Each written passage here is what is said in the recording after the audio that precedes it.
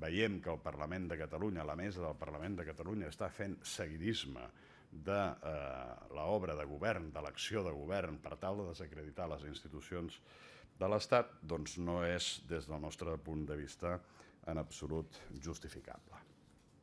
Aquells magistrats del Tribunal Constitucional que tinguin altres simpaties polítiques o que hagin col·laborat amb altres organitzacions polítiques o amb altres fundacions d'una altra ideologia política, aquells no són susceptibles de manca d'objectivitat.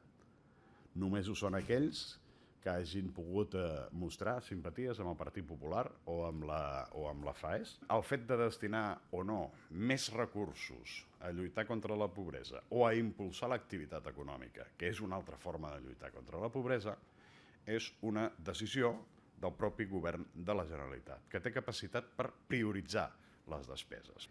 I també en aquest sentit lligo la tercera línia argumental que utilitzarem, que és la de la manca d'acció de govern en aquesta matèria. Crec que val la pena també ressaltar la unitat que han mostrat les forces polítiques, o la gran majoria de les forces polítiques, per deixar el protagonisme a les pròpies víctimes i a les associacions de víctimes.